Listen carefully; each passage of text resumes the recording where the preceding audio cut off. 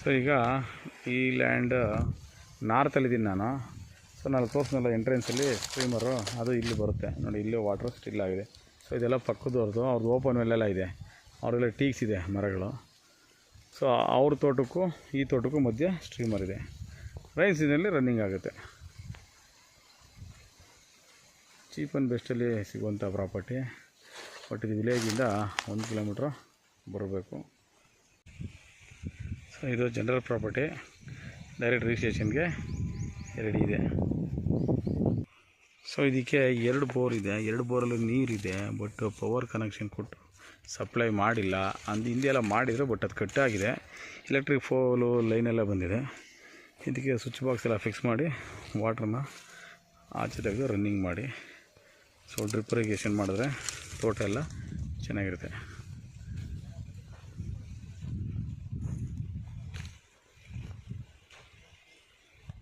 ಲ್ಯಾಂಡ್ನ ಅಳತೆ ಮಾಡಿಸಿ ಬೌಂಡ್ರಿ ಸುತ್ತ ಕಲ್ಕುಚ್ಚು ಹಾಕಿದ್ದಾರೆ.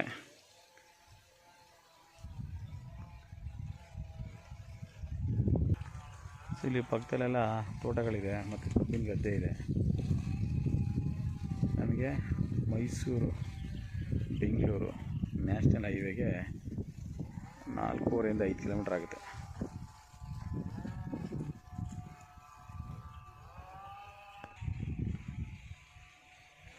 ಸೊ ಇದಕ್ಕೆ 2 RTC ಬರುತ್ತೆ. ಖರಾಬಿದೆ, ರೆಡ್ ಇದೆ ಸಾಯಿಲು. ಇದು ಮಂಡ್ಯ ಜಿಲ್ಲೆ ಮಳವಳ್ಳಿ ತಾಲೂಕು ಬರುತ್ತೆ.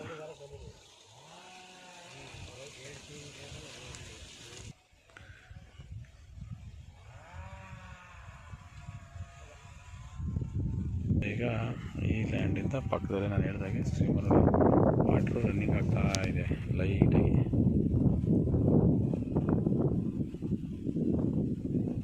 ಕಾಣೋದಿಲ್ಲ ಸರಿಯಾಗಿ, ಎಲ್ಲ ವಾಟ್ರ್ ಇಲ್ಲಿ ಸ್ಟಿಲ್ಲಾಗಿ ರನ್ನಿಂಗ್ ಆಗ್ತಾಯಿದೆ ಒಳಗಡೆ.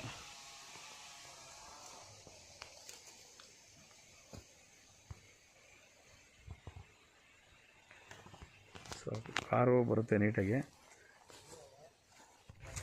6 ಎಕರೆಯಷ್ಟು ನಿಮಗೆ RTC ಲ್ಯಾಂಡ್ ಸಿಗುತ್ತೆ.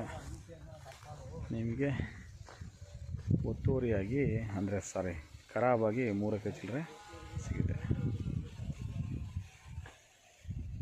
ಇದೇ ಈಗ ರೋಡು.